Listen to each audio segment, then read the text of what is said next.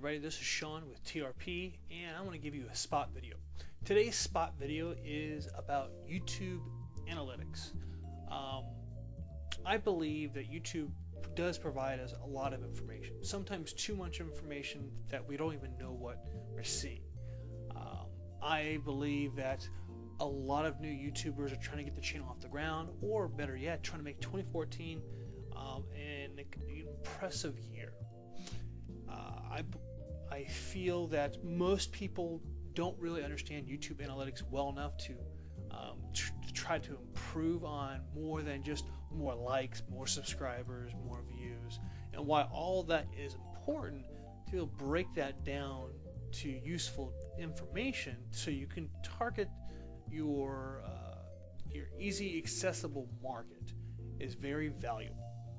So let's go ahead and get right into it. As you can see, I'm in my personal YouTube channel on my video manager. So I'm going to go ahead and go into analytics. And on analytics, it defaults to your last 30 days. I will go ahead and change it to the last 365. And this is your main dashboard. You can see your overall performance and views, minutes watched, and if you made any money, your social engagement, and of course your top 10 videos.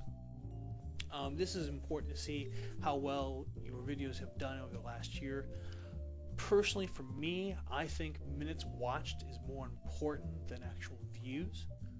That typically will show if your content is likable. Because if people are just going to your video and watching it for 10 seconds, it's not very good for that particular market that you're getting them to click on. You can spam a video across all the web, but if they're not going to watch it for more than 15 seconds, there's no point. So let's go to, say, minutes watched. That's what I prefer for my top 5 performers, which of course one is my DR40 video. It's had a lot of views and minutes watched over the last year or so.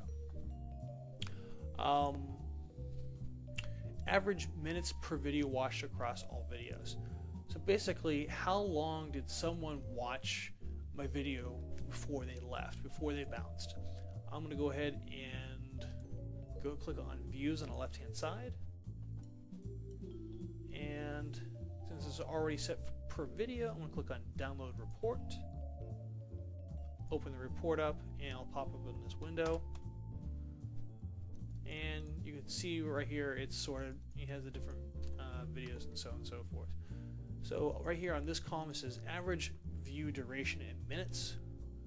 My DR40 video has about 7 minutes, which is pretty good for a 21-minute long video. But if I highlight all these and then looking down here, the average is only 1.6 minutes, so about 1 minute and 40 seconds. That's pretty poor for a channel like myself. You usually want to have it at half of what your top performing video is. So your average should be no less than 3.5 minutes. Mine, of course, is way under that because I have a lot of videos I didn't put a whole bunch of time into, unfortunately. So switching over, just say you want to find out where your videos are being viewed, what countries. That's important to know if you're hitting the English, say an English demographic or non-English speaking demographic. So we're going to switch over to demographics. I'm sorry, views still, geography, and then you can see easily what is your top views. Now again, I do by estimated minutes watched, and again, US, UK, and Brazil are my top 3. Usually these are very common. US, UK, Brazil, Canada, Germany are usually going to be your top viewers, but depending on your topic and what you're targeting, you may have different countries that watch your videos a whole lot.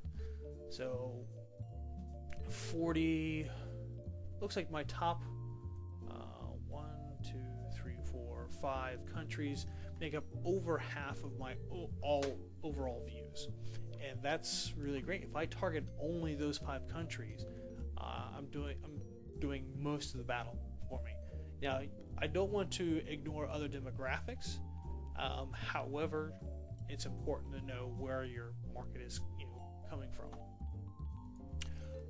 Next, to find out which devices and OSs are actually watching your videos, especially if you're doing tutorials on, say, an NLE or DAW, it's important to know, where your target market is coming from.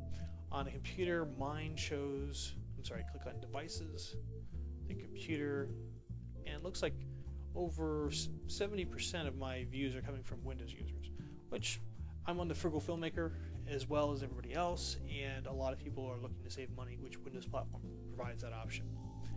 If I go back to devices again, go to mobile phones, my videos are actually split down the middle, iOS with about 50% and Android about 49%. That 1% difference is almost negligible, which is really excellent. They're saying, hey, both Android and iOS users watch my videos, which is really good. Most subscribers gained on a single day. On the left hand side, click on subscribers, and as long as your date is set for the last, say, 365, it should give you an accurate view right here. For mine, it's pretty easy to determine. I see a huge spike on one day, and I gained a whole 3 subscribers on July 16th. So that means on that day I must have marketed it the right way, pushed the video a certain way, or even had a friend share it out. This is good to determine when I've had good months and bad months. So it looks like between May 9th and beginning of June, I had very little subscribers coming on board. This gives you a quick overview. If you want to find out details, let's click on date, then download report. And now you can go into the nitty details of when did you get your subscribers, which months are your best performing months. Moving on, since there's a lot of information to go through, let's go to likes and dislikes. As you can see your top performing videos in likes and dislikes. Mine, of course, is my DR40 video. I have 26 likes and 0 dislikes, which is really good for the type of video and how long the video is. There could have been so many dislikes over the last year, but that didn't seem to be the case for this specific video. Now, I have a couple other videos that have done bad, and that's either from trolls or from people who just don't like the content, which is fine. However, if you want to break it down even further to find out which is the best and worst month for those likes, again, you switch to the date at the bottom right here, click on download report, and once you open the report up in Excel, you'll see that pop over, and then you select a different month. So just say I want to find out for December. So I highlight all these likes for December, and I find out right here the sum is 17. So I had 17 likes in December, which is okay for the videos I have. To find out the best day and second best day of the week for viewers, click on views on the upper left right here, then click on date, and again click on download report. Now this requires a little more work. Of course you have all the date information, but it doesn't have the day of the week, so you have to add a column, put DOW for day of the week, and then put in the first day on here. So Monday the 6th was the last day, so I do Monday, and this is Sunday, and the day of course before that is Saturday. Luckily for Excel, if you highlight a couple of cells and expand the selection down, it'll actually fill everything in for you. So mine filled in, and then you can sort this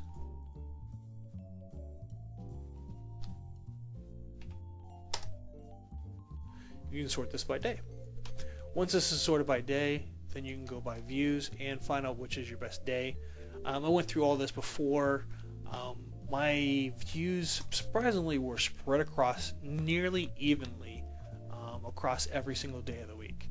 I mean, literally, the lowest day was 2,100 views for the year, and the highest day was like about 2,400. So it's a very small difference between the different days. Most people have what I call release day syndrome, where they'll release on Monday, and they'll have a lot of views on Monday and a little bit on Tuesday, or they'll release on Thursday, and then they'll have a high number of views on Thursday and Friday, and then their Saturday and Sunday are completely wiped down to the ground with less than half the views of those other days, and that's okay, but just be mindful of that if that's what you're targeting. Best social service being shared across all videos. Once you're in your analytics, click on sharing, and if yours tracks longer than mine have, mine only tracked since November, it will actually show where it was been shared, what service. So between November and now, with people that were logged in and not, I had one Facebook share and one Twitter share. Unfortunately, my channel is not a great example of the sharing service. However, this is where you find out where it's being shared at.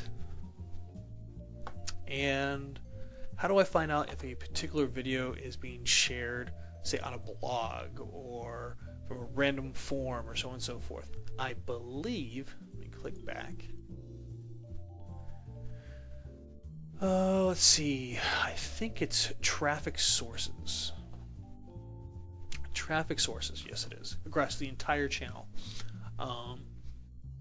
If you click on traffic sources, it should break it down to where your traffic is coming from. Mine's mostly coming from search and suggested videos. Looks like 2/3 are coming from those two alone. But if you want to find out if it's being shared on a website, and you click on external website, and it'll actually give you the domain it's coming from. So I actually have some traffic from Creative Cow. Where else? See, Sweetwater, DV247. Those are sites I've never placed my video on ever, and someone thought it was nice enough to actually put those videos on, and it's good to know that it's out there. This will allow you to plan and market to those sites better if you know that they exist. This video has already been long enough. It's already 12 minutes in. I'm going to go ahead and cut it off for now, but if you have any questions, feel free to send me a message. Join us on the Frugal Filmmaker Facebook group, or leave a comment and I'll try to reply as quick as I can. This is Sean, and this has been a TRP Quick Spot. See you until next time. Bye.